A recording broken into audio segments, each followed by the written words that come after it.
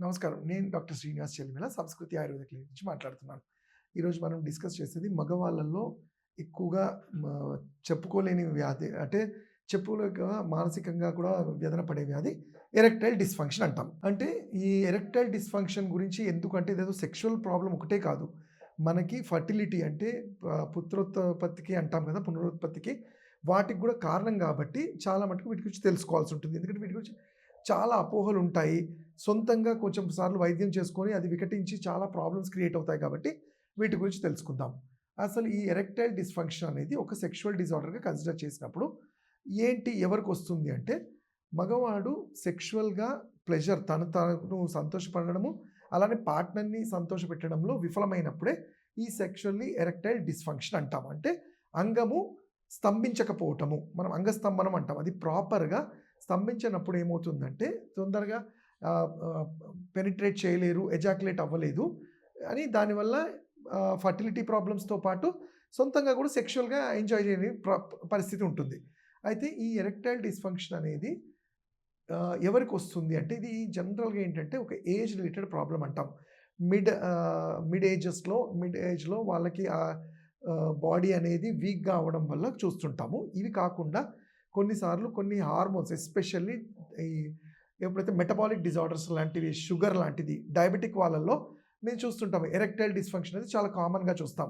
ఇది ఒక నరాలకు సంబంధించిన వ్యాధి. ఎరెక్టైల్ డిస్‌ఫంక్షన్ అనేది నరాలకు సంబంధించిందంటే మన వెన్నుపూస నుంచి పెనైల్ రీజియన్‌కి అంగానికి వెళ్ళాల్సిన నరాల్లో రక్త ప్రసరణ సరిగ్గా పంపింగ్ అవ్వక వీక్ అయిపోవటం వల్ల అంగము స్తంభించదు. అలానే హార్మోన్స్ వల్ల టెస్టోస్టిరోన్ అనేది మగవాళ్ళల్లో ఈ సెక్స్ హార్మోన్‌ని ఇంప్రూవ్ చేసేది కొన్ని కారణాల వల్ల వీక్ అయిపోవటం వల్ల, తగ్గిపోవటం వల్ల కూడా సెక్షువల్ అర్జ్ అనేది ఉండదు. అండ్ మోస్ట్‌లీ ఇది ఏంటంటే ఇది ఒక టాక్టైల్ సెషన్ అంటే సెక్షువల్‌గా మనిషి ఎప్పుడు యాక్టివ్‌గా ఉంటాడు? ఏదైనా విన్నప్పుడు, ఏదైనా టచ్ అయినప్పుడు.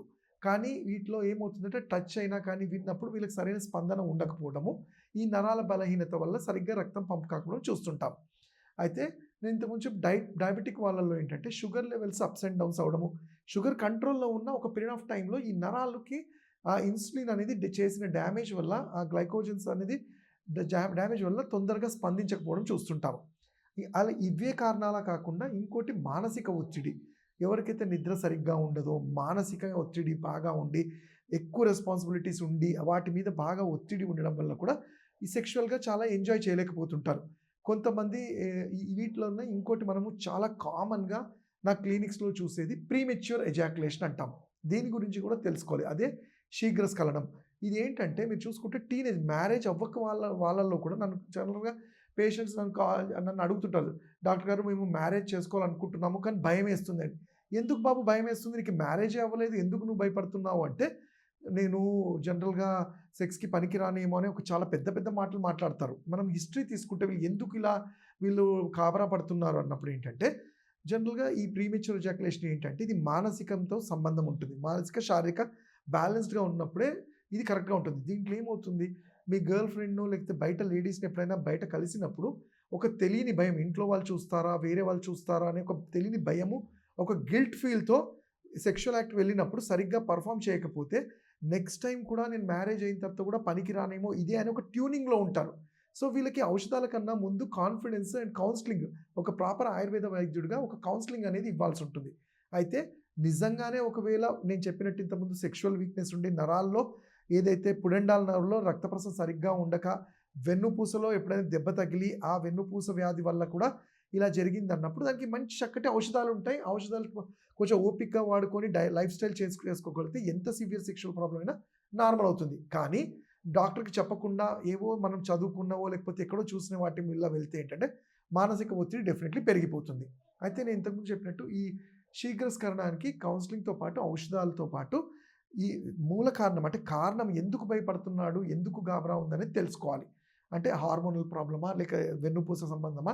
లేకపోతే ఇతరత్రా ఏమన్నా ఉన్నాయా తెలుసుకొని చికిత్స ఇస్తాం. సరే ఇవన్నీ బానే ఉన్నాయి డాక్టర్ గారు. మరి కలిసినప్పుడల్లా తొందరగా ఎజాక్యులేట్ అయిపోతున్నాము. దాంతో సంతృప్తి పడట్లేదు. ఆయుర్వేద ఏదన్నా మోడర్న్ మెడిసిన్స్ తీసుకున్నప్పుడు కొన్ని రోజులు బానే ఉంటుంది. మళ్ళీ దానికి సైడ్ ఎఫెక్ట్స్ అని చెప్తున్నారు అంటారు. ఇవన్నిటికి ఏంటంటే ఆయుర్వేదం ఒక 5000 సంవత్సరాల క్రితమే వీటికి చెక్ పెట్టింది. ఎలా?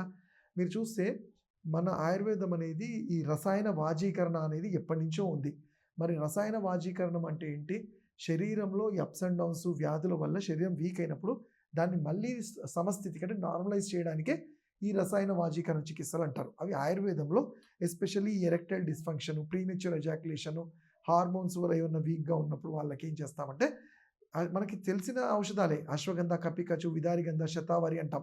కానీ ఇవి ఎలా పడితే అలా తీసుకోవడానికి వీల్లేదు. ఒక ఆయుర్వేద వైద్యుల్లో మీ తత్వానికి సంబంధించి మేము గైడ్ చేసినప్పుడు అవి ఓపిక్గా వాడుకోగలిగితే షుగర్ వల్ల వచ్చిన ఈ సెక్షువల్ ఎఫెక్ట్స్ కూడా మనం కంట్రోల్ చేయగలుగుతాము.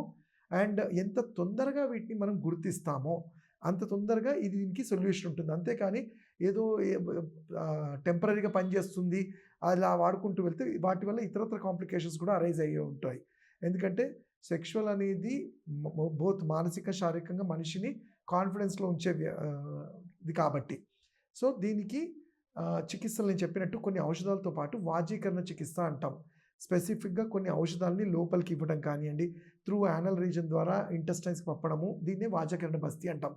వీటితో పాటు మనం ఇతరత్ర ఏమన్నా వీళ్ళ లైఫ్ స్టైల్ ఎలా ఉంది అంటే తీసుకునే ఫుడ్ హ్యాబిట్స్ ఏంటి, వీళ్ళ నిద్ర హ్యాబిట్స్ ఎందుకంటే నిద్ర సరిగ్గా లేకుండా స్ట్రెస్ఫుల్గా ఉన్నా కానీ ఈ కండిషన్స్ ఉంటాయి. ఇంకోటి చాలా మేజర్గా నన్ను అడిగే క్వశ్చన్స్ ఏంటంటే, సార్ మాకు మాస్టర్బేషన్ ఎక్కువ చేయటం వల్ల ఈ సెక్షువల్ వీక్నెస్ ఉంటుందా అంటారు. అయితే దానికి నేను చెప్పే సింపుల్ ఒకటే ఎగ్జాంపుల్ ఏంటంటే, మనం తెలుగులో అంటాం అతివృష్టి, అనావృష్టి అంటాం. ఏది అయినా కానీ అతిగా చేసినా అసలు చేయకపోయినా ప్రాబ్లం. ఇక్కడ సెక్షువల్గా చూసుకుంటే మనం చూడండి మోషన్ అనేది రోజు 1-2 సార్లు పాస్ చేయాలి. అదే 10 సార్లు వెళ్తే దాన్నే డీసెంట్రీ, డయేరియా అంటాము. అసలే పాస్ చేయకపోతే దాన్ని కాన్స్టిపేషన్ అంటాము. మోషన్ వెళ్ళకపోవడం కూడా ప్రాబ్లమే. అలానే సెక్షువల్గా కూడా మన బాడీలో పేరుకుపోయి డైలీ మన బాడీలో ఉండే ఈ వీర్య కణాలు అనేది మనము ఎజాక్యులేట్ చేసినా చేయకపోయినా కొన్ని సందర్భాల్లో నిద్రలో కూడా అది ఎజాక్యులేట్ అవుతుంది. అది చాలామంది దానికి కూడా కంగారు పడుతుంటారు. అంటే నిద్రలో స్వప్న దోషం అంటారు చూడండి. నిద్రలో లీక్ అయిపోతుంది డాక్టర్ భయపడతారు. అలా భయపడాల్సిన అది ఒక హెల్తీ కండిషనే. ఎక్కువ సార్లు అయినప్పుడే దాని గురించి మనం కంగారు పడాలి. అయితే ఈ మాస్టర్బేషన్ అనేది అండ్ పోర్నోగ్రఫీ ఇలాంటివి ఏంటంటే కొంచెం తగ్గించుకొని మనము ఒక నార్మల్ లైఫ్ లీడ్ చేయగలిగితే వైఫ్తో వెళ్ళినప్పుడు ఆ గిల్ట్ ఫీలింగ్ ఏది ఉండదు. సో కాన్ఫిడెంట్గా ఉంటారు.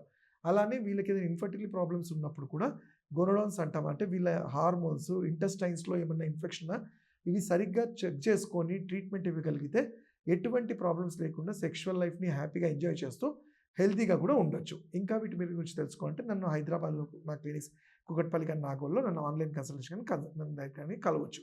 నా నంబర్ 7658909501.